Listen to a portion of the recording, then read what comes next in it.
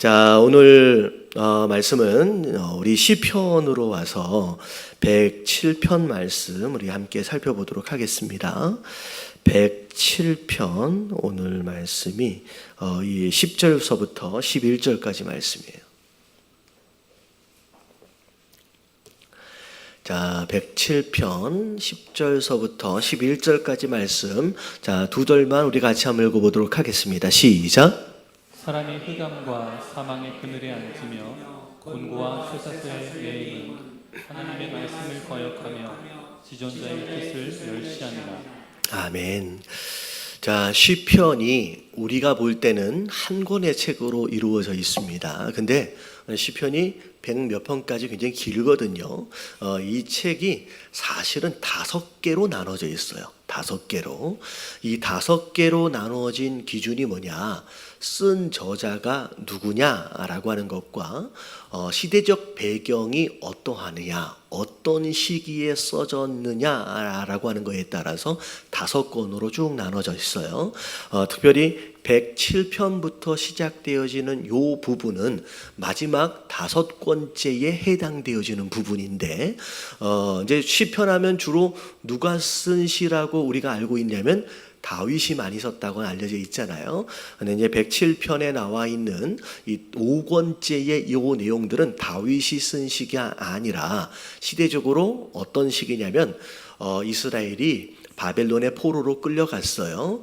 포로로 끌려간 그들이 이제 돌아오는 과정, 돌아와서의 상황들에서 쓰여진 책이다라고 생각하시면 될 것 같아요. 그래서 다윗 왕조로 볼 때, 이스라엘 역사로 볼 때 비교적 후반기에 쓰여진 책이다, 시편이다라고 생각을 할 수 있을 것 같습니다. 자, 그래서 일단은 시대적 배경이 포로 귀환이라고 하는 시대적 배경을 여러분들 염두에 두시고 이 말씀을 보시면 좋을 것 같아요. 자, 그래서 사실 1절서부터 9절까지의 내용이 오늘 아침에 살펴봤던 내용인데, 거기에 하나님께 감사하는 내용이 나오고 찬양하는 내용이 나와요. 하나님이 선하시다. 하나님은 인자하심이 영원하시다. 사실 그 선하신 하나님이, 그 사랑이신 하나님이 사실 이스라엘 백성들에게 기적을 일으키신 거예요. 그래서 포로에서 귀환하게 됐거든요. 포로에서 귀환하는 그 사건을 조금 전문 용어로 표현하면 출바벨론이라고 생각할 수 있을 것 같아요. 출바벨론. 출바벨론 하니까 뭐가 또 생각이 나요? 출애굽이 생각나거든요. 굉장히 비슷한 사건입니다. 애굽에서 종살이하고 있던 이스라엘 백성들이 정말로 하나님의 강권적인 역사하심으로 인하여서 출애굽을 했어요. 노예로 살던 자들이 자유롭게 되었거든요. 사실 이 출애굽의 역사만큼이나 사실 기적 같은 일이 출바벨론이라고 하는 사건이라는 거죠. 이들이 바벨론에서 포로에서 해방되어지기 위해서 막 열심히 무엇인가를 노력하고 준비한 게 아니라 그냥 하나님이 역사를 움직여서, 그리고 하나님을 잘 알지도 못하는 이방의 왕의 입술을 통하여 그냥 출바벨론을 허락하셨어요. 그래서 출애굽을 허락하셨던 그 기적의 하나님, 그 기적의 하나님이 오늘 우리에게 기적 같은 일들로 어떻게 하신 거예요? 출바벨론을 허락하셨다라고 하면서 찬양하는 내용이 1절서부터 9절까지의 내용이었습니다. 자, 이게 이제 9절까지의 내용이었고, 자, 이어서 10절부터 나오는 내용, 10절을 읽어보니까, 자, 사람이 흑암과 사망의 그늘에 앉으며 곤고와 쇠사슬에 매임은이라고 나와 있어요. 갑자기 하나님을 찬양했다가 갑자기 10절을 보니까 굉장히 우울한 단어들이 쭉 나옵니다. 자, 이게 왜 나왔느냐? 자, 출애굽하기 전에 우리가 바벨론의 포로로 끌려가서 살았잖아요. 이 이스라엘 백성들이. 왜 우리가 바벨론의 포로로 끌려가게 되었는지에 대한 이유, 원인이 무엇이었는지를 돌이켜보는 거예요. 자, 이게 굉장히 중요합니다. 자, 우리가 왜 그때 고생했느냐? 이제 자유롭게 되었지만 다시는 그렇게 고생한 그 역사를 반복하면 돼요, 안 돼요? 안 된다는 거죠. 왜 그렇게 고생했는지에 대한 이유와 원인을 모르면 역사가 계속 반복된다 그랬잖아요. 우리 또한 얼마 있지 않아서 똑같은 역사의 어떤 그런 실수를 또 반복하게 되지 않겠느냐. 그래서 10절서부터 왜 그렇게 고생했는지에 대한 원인을 생각해 보는 거예요. 자, 사람이 우리 조상들이에요. 이스라엘 조상들이 흑암과 어두운 곳 사망의 그늘에 앉아서 곤고함과 이 곤고함은 고생했다는 얘기예요. 고생했다는 얘기, 육체적으로 마음으로 그리고 쇠사슬에 매어 있다라고 하는 것은 자유롭지 못한 포로되어진 노예되어진 삶의 모습. 왜 그렇게 우리가 그렇게 살았느냐, 이유가 뭐냐 11절에 분명히 얘기하고 있습니다. 자, 두 가지예요. 첫 번째, 하나님의 말씀을 뭐 했어요? 거역했어요. 그들이 이스라엘이 유다가 군사적으로 약해서가 아니에요. 그들이 왕이 힘이 없어서가 아니라 왕이 외교력이 없어서가 아니라는 거예요. 여러분, 겉으로 볼 때는 누가 봐도 군사력으로 약했기 때문이에요. 누가 봐도 바벨론과 비교했을 때 힘이 없었기 때문이고 외교력이 약했기 때문이야. 겉으로 볼 때는. 근데 이 시편을 쓴 이 기자는 우리가 약해서가 아니라는 거예요. 우리가 전쟁을 잘 준비하지 못해서가 아니라 그 진짜 이유는 우리가 하나님 말씀을 주셨음에도 불구하고 그 말씀에 뭐 하지 않았어요? 여러분, 순종하지 않았다라는 거예요. 여러분, 우리가 잘 알아야 돼요. 우리가 인생을 살아가면서 고생하는 이유가 뭐냐, 고난받는 이유가 뭐냐, 우리가 실력이 없고 능력이 없고 우리가 돈을 잘 못 벌어서가 아니에요. 우리가 뭐에 순종하지 않았다? 여러분, 말씀에 순종하지 않았다는. 그러니까 보이는 것에서 원인을 찾는 게 아니라 여러분, 보이지 않는 것에서 원인을 찾는 거예요. 그래서 여러분, 나무가 시들시들해요. 나무가 자꾸 말라요. 그래서 죽으려고 그래요. 여러분, 그게 이파리의 문제가 아니에요. 가지의 문제가 아니에요. 보이지 않는 뭐의 문제예요? 여러분, 뿌리의 문제예요. 근데 사람은요, 계속 보이는 이파리와 가지의 문제로만 생각하고 거기다 계속 약만 뿌리고 있는 거예요. 여러분, 약을 뿌리면 잠깐 좋아질 수 있지만 뿌리가 이미 썩어서 병들어 있다라고 한다면 여러분, 뿌리를 고치지 않는 한 이 문제는 해결이 안 되는 거예요. 여러분, 우리가 육적인 눈이 아니라 영적인 눈을 떠서 진짜 문제가 뭔지를 발견하시길 주님의 이름으로 축원합니다. 약해서가 아니라는 거예요.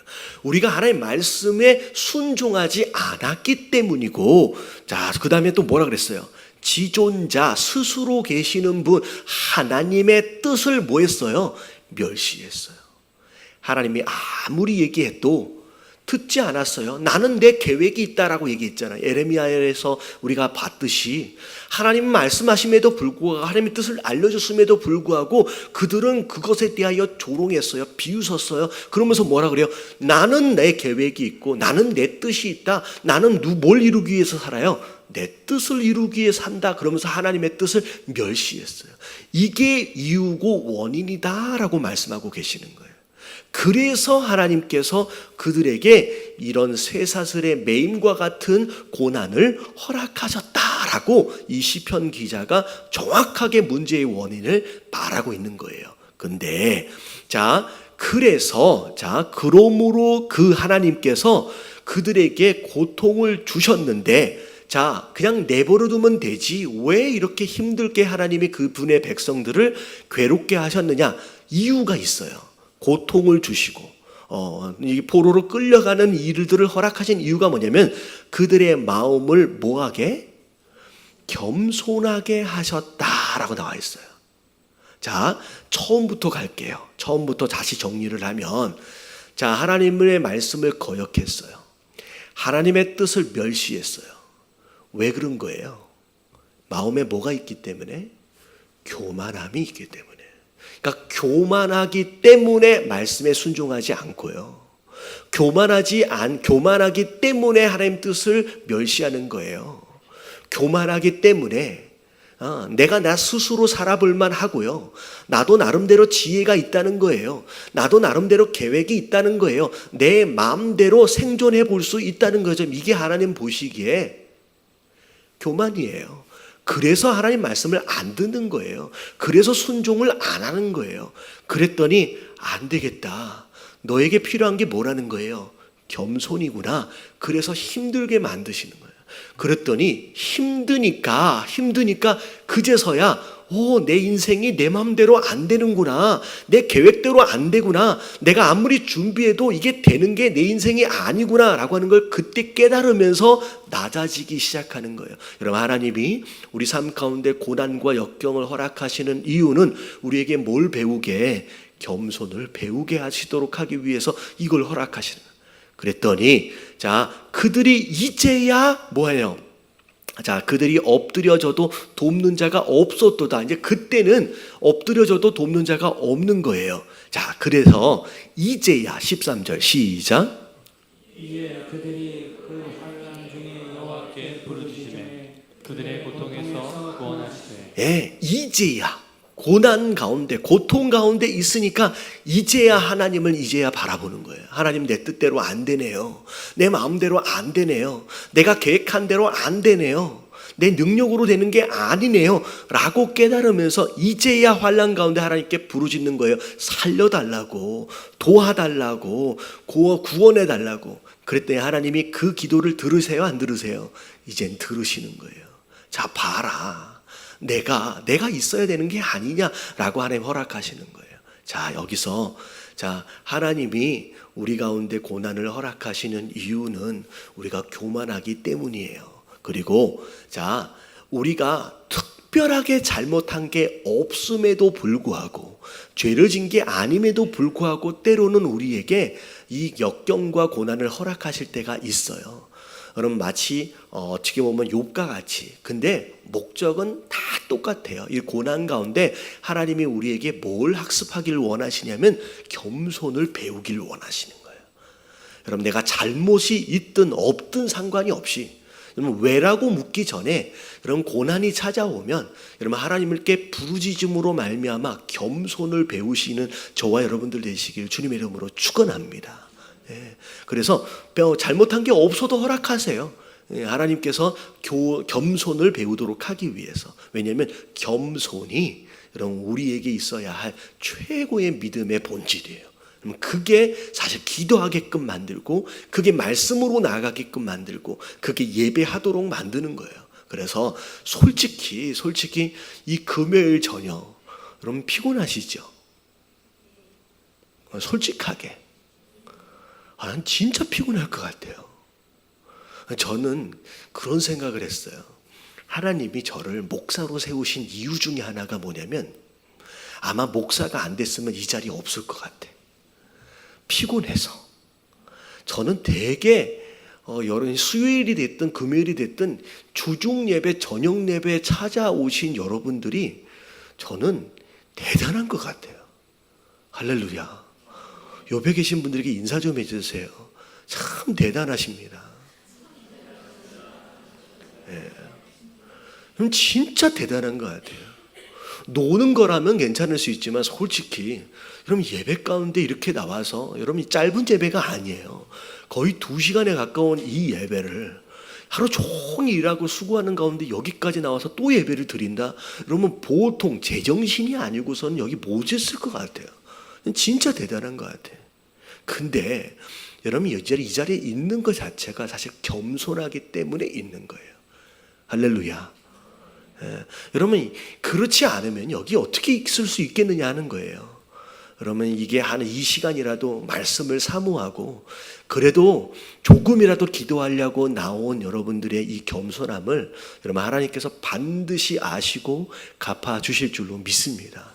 참 대단한 것 같아요. 그래서 결국은 그렇게 부르짖는 것으로 하나님이 응답하신다는 거예요. 구원하신다는 거예요. 14절. 14절, 15절, 14절 읽어볼게요. 시작. 흑암과 사망의 그늘에서 인도하여 내시고 그들의 얼굴의 줄을 끊으셨도다. 그래서 하나님이 구원하시는데, 그동안 있었던 사망과 흑암과 그 그늘에 앉아 있는 가운데서 이끌어내시는 거예요. 그리고 그동안 쇠사슬로 매어 있었잖아요. 그 줄까지 이제 하나님께서 끊어주셨다는 거죠. 자, 이게 바로 출바벨론 하고 있는 그 상태의 모습을 지금 이렇게 이제 설명하고 있는 거예요. 그동안 사슬에 매어 있는데 이제 하나님 우리를 자유롭게 풀어주시는구나 라고 하면서, 자 15절 16절 같이 읽을게요. 시작. 여호와의 인자하심과 인생에게 행하신 기적으로 말미암아 그를 찬송할지로다. 그가 노문을 깨뜨리시며 쇠빗장을 꺾으셨음이로다. 네, 하나님의 인자하심, 인자는 사랑이거든요. 인생에게 행하신 이 기적 같은 일, 이게 말도 안 되는 일이에요. 역사가 바뀌고, 그래서 왕의 입술을 통하여, 그것도 하나님을 잘 모르는 자의 입술을 통하여서 이 출바벨론이 시작이 됩니다. 그래서 그것으로 말미암아 하나님을 찬양할 수밖에 없고, 그래서 하나님께서 그동안 굳게 닫혀있던 이 논문을 깨트리시고 그 문을 닫고 있는 쇠 빗장까지도 하나님 꺾으셔서 이 일을 행하셨다라고 하면서 찬양을 합니다. 자, 그런 가운데 17절, 자 미련한 자들은 하면서 과거에 범죄했던 그들의 조상들의 모습, 그리고 사실은 조상들만 범죄한 게 아니에요. 이 찬양을 하고 있는 그 세대의 사람들조차도 사실은 범죄하고 살았거든요. 그래서 미련한 자들이다라고 얘기하면서 그들 스스로를 돌아보면서 뭐라고 얘기하느냐. 자, 미련한 자들은 그들의 죄악의 길을 따른다. 그러니까 죄악의 길을 따르는 것 자체가 바보 같은 일이라는 거죠. 근데 신기하게 그게 더 재밌어요. 그러니까 죄라고 하는 것이 참 달달합니다.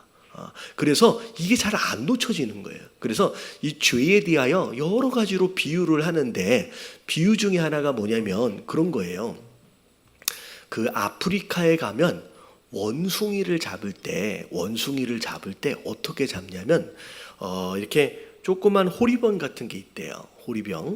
호리병 안에다가 땅콩이나 과일 같은 걸 넣어놓는데요. 그리고 그 호리병을 나무에다 딱 묶어 놓습니다. 근데 무슨 일이 이제 벌어지냐면 그 냄새를 맡고 원숭이가 와요. 근데 원숭이가 그 호리병 안에 있는 그것을 이게 꺼내 먹기 위해서 손을 집어넣어요. 그 집어넣는데, 집어넣을 땐 이렇게 들어가잖아요. 근데 안에 있는 땅콩이나 과일을 잡으면 어떻게 돼요? 주먹이 젖어요. 근데 주먹이 젖으면 호리병에서 손이 안 빠져나오잖아요. 근데 사냥꾼이 와서 자기를 잡기 직전까지도 이 안에 있는 손을 놓지를 못한대요. 솔직히 어떻게 되냐면 이걸 놓기만 하면 어떻게 될 수 있어요? 손을 빼고 도망갈 수 있음에도 불구하고 이 주먹을 쥔 것을 못 놓는다는 거예요. 그래서 이게 아까워가지고 잡혀서 죽는 거예요. 여러분, 우리 인생이 죄를 짓는 과정이 그런 거예요. 마치 덫과 같아서 집어넣으면 내가 잡는 거예요. 이거 내 거다. 근데 내 거지만, 내가 손에 잡았지만 내가 먹을 수 있어요, 없어요? 여러분, 죄는 잡을 수 있게까지만 해요. 근데 먹지는 못해요. 근데 먹지 못하는데 그걸 잡고서 매달리는 거예요. 내가 지금 잡혀서 죽게 생겼는데, 결국은 그러다가 죽는 인생이 우리의 죄의 길을 가는 그런 인생의 모습이에요. 하나만 더 예를 들어드리면, 이제 아프리카 나왔으니까 추운 지방에 가면 에스키모가 늑대를 사냥하는 방법이 있대요. 자, 이 늑대를 사냥할 때는 어떻게 사냥을 하냐면, 자, 이 칼을 피에다가 이렇게 집어넣었다 뺐다를 몇 번을 반복해서 하면 추우니까 집어넣었다가 빼는 순간 얼잖아요. 집어넣었다 빼면 또 얼잖아요. 그러면 나중에 이게 얼음 덩어리가 바깥에 가득 쌓여서 안에 있는 칼이 안 보인대요. 근데 그것을 나무에다가 딱 묶어 놓는데요. 그러면 밤에 늑대가 이 피 냄새를 맡고서 와서 그 피 덩어리를 핥기 시작하는 거예요. 근데 순간 막 잔인해지잖아요. 이걸 막 핥다 보면 나중에 피가 다 먹어지고 나중에 안에 뭐가 드러나요? 칼이 드러나요. 근데 자기가 핥아 먹고 있는 게 다른 짐승의 뼈인지 자기 혀에서 나는 피인지를 나중엔 구별을 못한대요. 왜냐하면 이 얼음 때문에 혀가 마비가 돼서 이게 구별을 못한대요. 그럼 나중에 어떻게 되면 자기 피를 자기가 삼키다가 나중에는 피를 너무 많이 흘려서 그 자리에서 기진해서 쓰러져 있다는 거예요. 그럼 아침에 그냥 에스키모가 그냥 잡아가면 되는 거예요. 이게 죄의 모습이에요. 맨 처음에는 되게 달달해요. 아주 맛있거든요. 근데 이 피가 맨 처음에는 다른 사람의 피, 다른 것의 피로 달달할 수 있지만 나중에 누가 누굴 죽이고 있는 거예요. 자기가 자기를 죽이고 있는데도 불구하고 깨닫지 못하는 거예요. 결국은 그래서 죽는 거예요. 근데 죽는지는 모르고 계속 그걸 핥아먹고 있는 게 이 세상에 죄의 길을 가고 있는 사람들의 모습이라는 거죠. 지금 그 얘기를 하는 거예요. 자, 그들의 죄의 길을 따르고 그들의 악을 범하기 때문에 고난을 받아, 이게 미련한 자의 모습. 그래서 결국 어떻게 되냐면, 자, 그들은 그들의 모든 음식물을 싫어하게 되어서 어떻게 되냐면 사망의 문에 이르렀도다.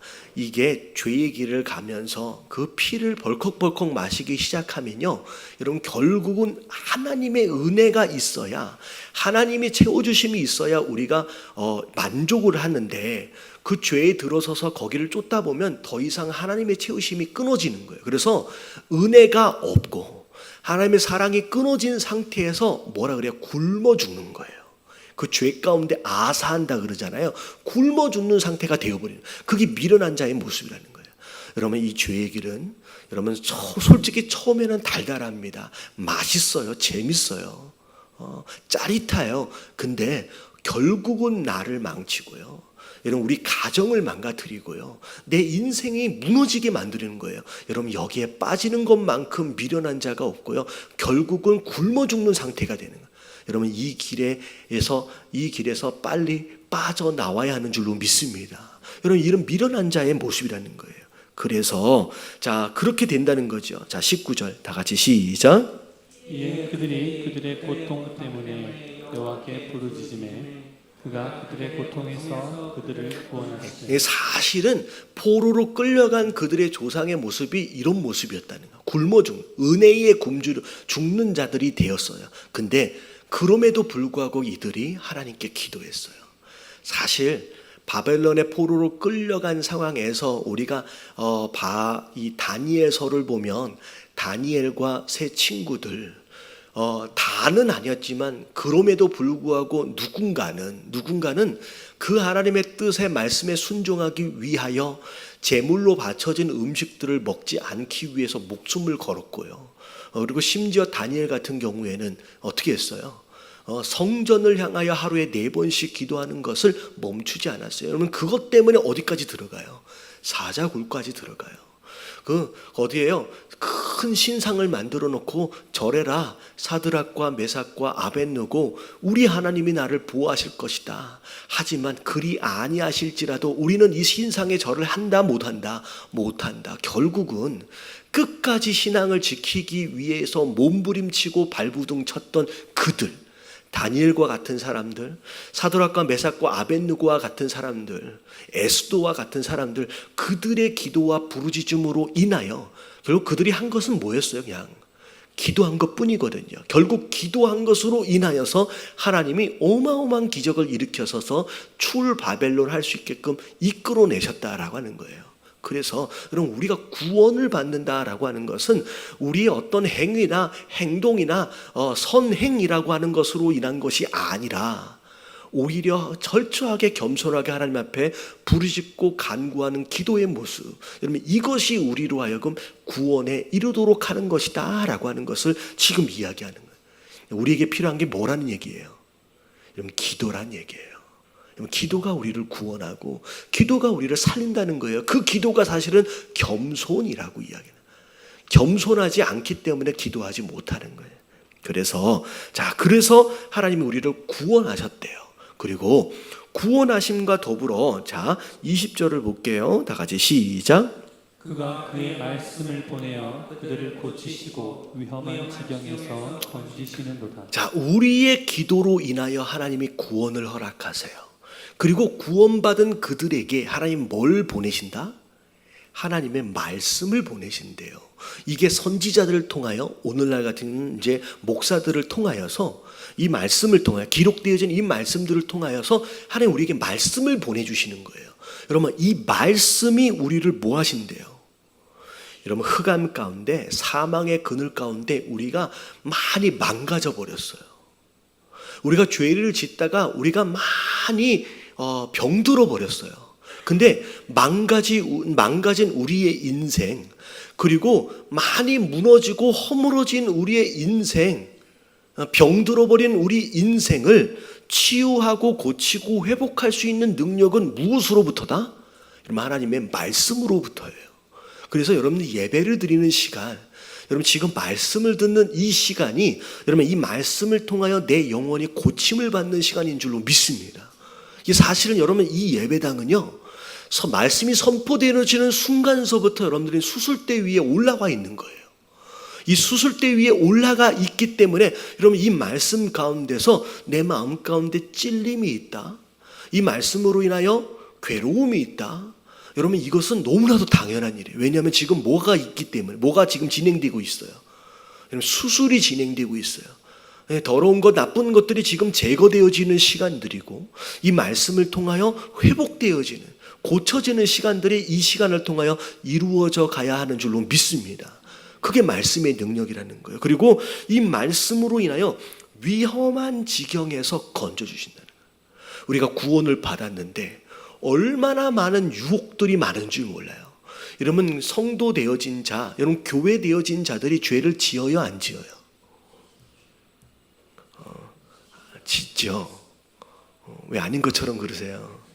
짓잖아요. 여러분 우리가 성도가 되고 나서, 교회가 되고 나서 죄를 안 지었으면요, 우리가 세상으로부터 이런 욕을 안 먹지요.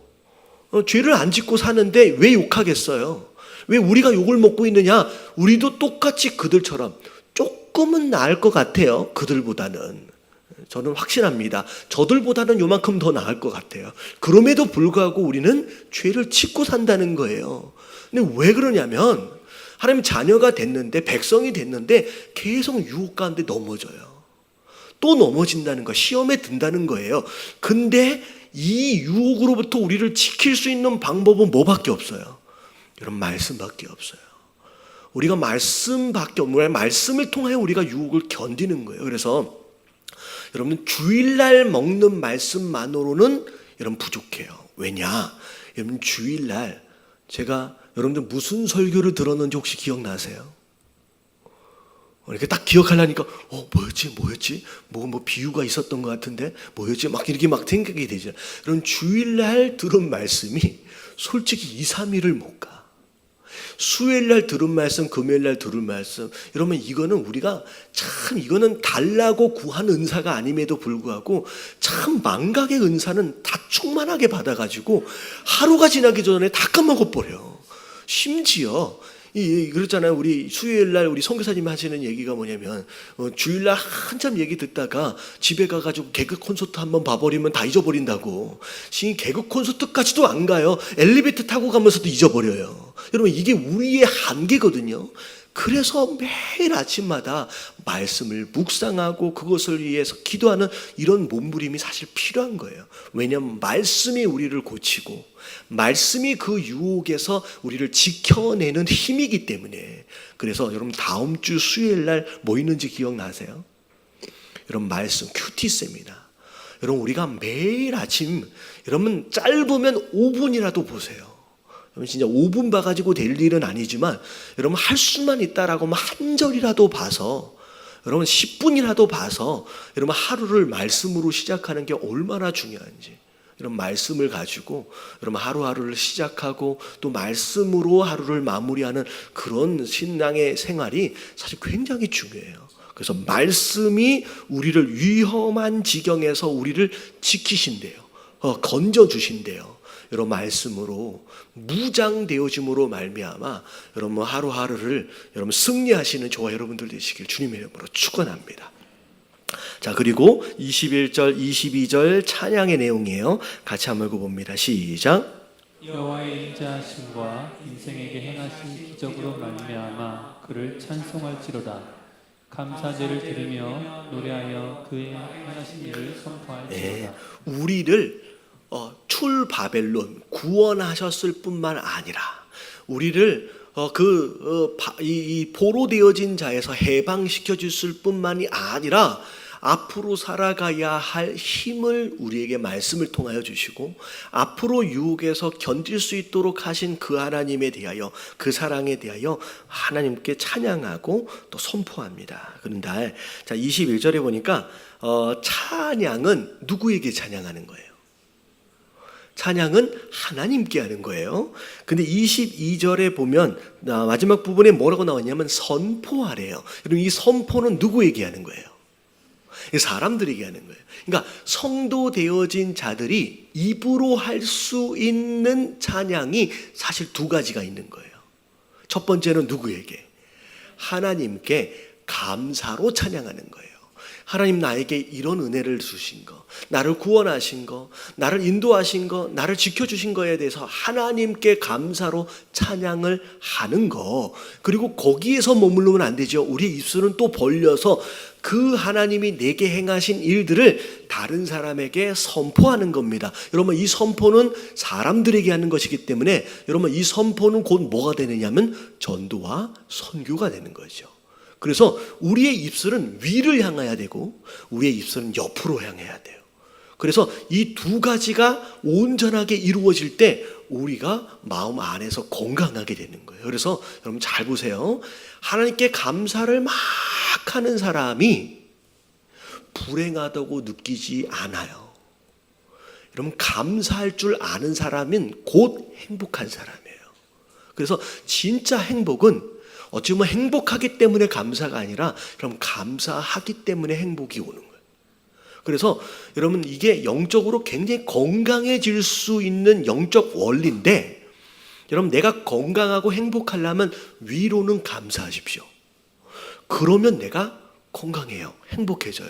그리고 옆으로 전도하세요. 여러분, 전도하는 사람이 시험 들긴 진짜 힘들어요. 여러분, 전도를 열심히 해. 내가 누군가를 만나면 내가 만난 하나님을 막 전해. 내가 누군가를 만나면 내가 그 하나님 때문에 이렇게 변했고 이렇게 행복해졌는지에 대해서 막 증거하면 다녀. 여러분, 이런 사람이 시험 드는 건 기적이에요. 여러분, 다른 게 기적이 아니에요. 여러분, 전도하고 선교하는 사람이 시험 든다? 내가 받은 은혜와 내가 받은 복음을, 내가 받은 사랑을 다른 사람들에게 막 전하고 있는데 내가 시험에 든다? 여러분, 이건 기적 같은 일이에요. 여러분, 내 전할 수 있다라고 한다면 나는 시험에 이길 수 있는 강한 자가 됩니다. 그래서 제가 어떤 모습을 봤냐면, 제가 미국에서 전에 한번 말씀드렸어요. 한남 체인이라고 하는 큰 한국 한인 마켓이 있어요, LA에. 이게 아마 가장 처음에 생긴 마켓일 거예요. 여기 가면 그냥 한국에 있는 마켓하고 다 똑같아요. 뭐 별의별 한국에서 마켓에서 볼 수 있는 거 다 거기서 다 팝니다. 예전에는 미국에 누가 유학 가 있으면 어머니들이 이제 자녀 주려고 뭐 싸가지 갔어요. 김치 싸가지 가고 깻잎 싸가지 가고 뭐 멸치 볶아 가지고 가고 막 그랬거든요. 김 싸가지 가고. 그러다가 중간에 비행기에서 터져 가지고 막 냄새 나고. 근데 요즘에는 가져가면 안 돼. 왜냐면 거기 더 좋은 게 다 많이 있어요. 근데 그 한남 체인에서 1년 365일 비가 오나 눈이 오나, 눈은 안 오죠 거기는. 근데 하루도 빠짐없이 전도하는 분이 계셔요. 근데 지나가면서 그 전도지를 계속 나눠주는데 그렇게 깔끔하게 입고 계시는 분은 아니에요. 근데 무엇 때문인지 갑자기 욕하는 소리가 나는 거야. 근데 무엇 때문인지 그분이 뭐 어떻게 했을 것 같지는 않은데 전도지를 나눠주고 있는데 갑자기 어떤 사람이 들고 있는 전도지를 뺏어가지고 바닥에다 던져버리는 거예요. 그러면서 전도하는 그분의 멱살을 잡는 거예요. 그랬을 때 제가 그 모습을 봤는데, 그 멱살을 잡힌 그분이 그냥 처음부터 끝까지 하시는 얘기가 뭐냐면 죄송합니다, 미안합니다 라고 말씀을 하시는데, 저는 그리고 나서 그 사람이 씩씩거리면서 마켓 안으로 들어가 버렸거든요. 근데 그분이 떨어져 있는 전도지를 줍는데 어떻게 하면서 주었을 것 같아요? 내가 원통하다. 내가 이런 수모를 당하면서 내가 이 짓거리를 하고 앉아 있어야 되나. 이런 얼굴로 주워 담는 게 아니라 마치 스데반이 돌에 맞아 죽으면서도 웃을 수 있는, 미소를 지을 수 있는 그 모습이 연상이 될 만큼 웃지는 않지만 미소를 머금고 그 떨어져 있는 것을 다 줍더라고요. 그리고 전도지를 나눠주면요, 사람들이 다 가면서 파킹랏에다가 그거 다 버리거든요. 근데 그분은 한참 전도하다가 파킹랏을 한 바퀴 다 돌아. 그게 쓰레기가 돼서 그 마켓에 해로움이 되지 않게끔 그걸 다 주는 거예요. 그러면서 웃으면서 그 모습을 보면서 이게 전도하는 자만이 누릴 수 있는 그런 행복과 기쁨이지 않겠느냐라는 생각이 들어졌어요. 여러분, 이게 전도하는 자가 누리는 기쁨이에요. 여러분, 여기서 뭐라고 얘기하냐면 선포하래요. 여러분, 전하시길 주님의 이름으로 축원합니다. 전하요. 그러면 내가 건강해진다는 거죠. 그게 우리 성도 되어진 자들이 입을 벌려 위로 옆으로 할 수 있는 우리 입의 책임이라는 거죠. 여러분, 감사하시고 전도하시길 주님의 이름으로 축원합니다. 아멘. 자, 그 뒤에 뒷장 넘어가서 23절, 24절 같이 한번 읽어볼게요. 시작. 배들을 바다에 띄우며 큰 물에서 일을 하는 자는 여호와께서 행하신 일들과 그의 기이한 일들을 깊은 바다에서 보나니. 자, 갑자기 예를 드는데, 여러분, 이 배에서 큰 물에서 일하는 자는이라고 하는 것은 선원들이에요. 나름대로 큰 배를 타고 다니면서 배를 항해함에 있어서 탁월한 자, 기술이 있는 자, 바로 그런 사람들입니다. 근데 그런 사람들에게 물어보면, 자, 여호와께서 행하신 일들과 그의 기이한 일들을 깊은 바다에서 본대요. 여러분들, 이게 뭐라고 얘기하냐면, 그 옛날에 그런 이제 속언 같이 그런 것들이 있는데, 사람이 되게 중요한 인생의 순간들이 있다는 거예요. 그래서 무슨 결혼할 때는 몇 번 기도해야 되냐면 3번 기도해야 되고, 그리고 뭐 있던데, 하여튼간 2번째가 뭐냐면 바다에 나가기 전에 2번 기도한대요. 그래서 바닷가에 선원들과 어부들이 있는 그런 도시에는 이런 미신이 굉장히 많습니다. 왜냐하면 나는 순간서부터 평생 바다에서 배를 몰고 다니면서 일을 한, 어떻게 보면 바다 장이들이잖아요. 바다에 대해서는 모르는 게 없어요. 바람에 대하여, 계절에 대하여 아주 탁월하게 아는 자들임에도 불구하고 바다라고 하는 곳은 그들의 능력 밖의 일이에요. 그래서 이 어부들이 사는, 선원들이 사는 도시에는 미신들이 어마어마하게 많습니다. 그래서 무조건 배가 바다로 나가기 전에는 그들이 믿는 신에게 뭐예요? 예배해요. 제사를 드려요. 그게 뭐냐면 이 바다는 우리 인간의 한계, 우리 인간의 힘의 한계를 넘어선 곳이기 때문에. 근데 하나님을 아는 자들에게 있어서 이 선원들에게 물어보면 바다 안에서 누구의 역사하심을 봐요? 하나님의 역사하심을 본다는 거예요. 하나님의 역사하심을 본다는 거예요. 이게 어마어마한 하나님의 역사하심을. 그래서 이 이야기가 이제 시작되는데 25절에 보니까 하나님께 여호와가 명령하신 즉, 자, 하나님이 광풍을 만드시는 거예요. 이게 모든 날씨와 계절이나 이런 것들이 하나님 주권 아래에 있습니다. 그래서 광풍이 일어났어요. 바다 물결을 일으키는도다. 그들이 하늘로 솟구쳤다가 깊은 곳으로 내려가나니. 그러면 이 배를 타보신 분들은 이게 뭔지를 알 거예요. 큰 파도를 만날 때, 큰 파도 하면 파도 높이가 5m, 10m 이런 얘기를 하잖아요. 그럼 배를 탈 때 그거 혹시 아세요? 배가 슉 올라갈 때, 파도가 쳐서 쑥 올라갈 때는 굉장히 높이 올라간 것 같은데, 반대로 쑥 내려갈 때는 옆에 물이 나보다 더 높이 올라가. 그러니까 마치 롤러코스터를 타는 것 그 이상으로 굉장히 요동을 치는 거예요. 자, 그래서 그 위험 때문에 그들의 영혼이 녹아내린대요.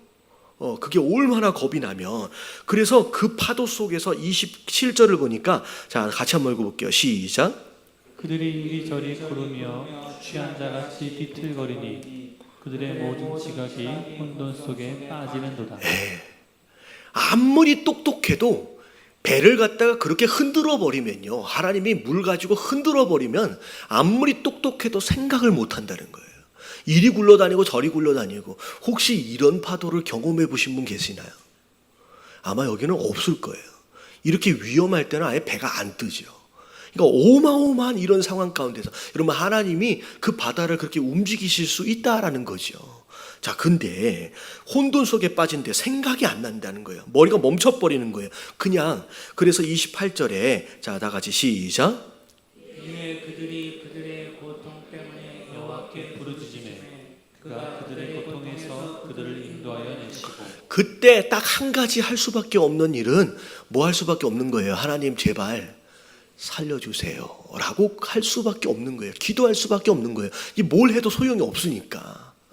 그래서 그랬더니 하나님의 그 기도를 어떻게 하신대요? 응답하세요. 그래서 그 고통 가운데서 인도하여 내신대요. 여러분 이게 사실은 누구에 대한 내용이냐면 그동안 바벨론에서 포로 생활하면서 이 어마어마한 역경을 겪은 이스라엘의 모습이고, 그리고 우리 인생 하나로 볼 때 우리가 이런 파도와 이런 역경을 지나갈 때가 있다라는 거예요. 그럴 때 내가 해볼 수 있는 대로 할 만큼 해봤는데 안 되지요. 내가 어떻게 이 문제를 해결할 수 있을지에 대하여 머리가 멈춰버렸어요. 어떻게 될지 모르는 거예요. 그러면 여러분 그때는 뭐 하란 얘기예요? 여러분 기도하란 얘기예요. 그 풍랑 가운데 우리를 구원하실 분은 오직 하나님뿐이에요. 왜냐하면 그 풍랑을 허락하신 분이 누구예요? 여러분 하나님이에요. 그렇기 때문에 허락하신 그분께 우리가 간구하는 길밖에 없다라는 거죠. 그래서 광풍을 고요하게 하셨어요. 그 기도로 말미암아 물결도 잔잔하게 하시는도다. 여러분 하나님은 여러분 모든 것의 원인이 되시기 때문에 여러분 하나님 안에 모든 키가 있고 해답이 있어요. 그게 사실 그 안에서 해답을 찾는 것이 우리의 신앙이에요. 여러분 막막하다, 깝깝하다, 앞이 안 보인다, 그러면 기도하십시오. 그러면 하나님이 보여주시기 시작하는 거예요. 왜냐하면 그 모든 것의 원인이 되시기 때문에 허락하셨어요. 그렇기 때문에 하나님께 기도할 때 내가 응답하겠다라고 말씀하십니다. 그들이 평온함으로 말미암아 기뻐하는 중에 여호와께서 그들이 바라는 항구로 인도하시는도다. 하나님께서 문제를 해결하시고 그리고 너희가 있어야 할 항구까지 안전하게 인도해 가신다는 거예요. 그러면서 31절, 32절 같이 한번 읽어볼게요. 시작. 여호와의 인자하심과 인생에게 행하신 기적으로 말미암아 그를 찬송할지로다. 백성의 모임에서 그를 높이며 장로들의 자리에서 그를 찬송할지로다. 네, 여러분 바다를 움직이시는 하나님, 여러분 우리의 인생의 주관자가 되시는 줄로 믿습니다. 여러분 우리 안에 이런 풍랑이 일어나요. 여러분 이건 누가 허락하신 거예요? 여러분 하나님이 허락하신 거예요. 여러분 이 안에 이 풍랑 속에 하나님의 계획하심이 있어요. 여러분 하나님 자녀 되어진 자들은 여러분 이 풍랑 안에 절대 죽지 않아요. 근데 여러분 언제 우리가 하나님께 부르짖느냐에 따라서 우리가 고생하는 시간이 길어질 수 있어요. 여러분 이 풍랑을 빨리 멈추길 원하시는 분이다라고 한다면 여러분 빨리 하나님께 부르짖고 여러분의 삶을 맡기시는 저와 여러분들 되시길 주님의 이름으로 축원합니다. 여러분 맡기면 해결이 돼요.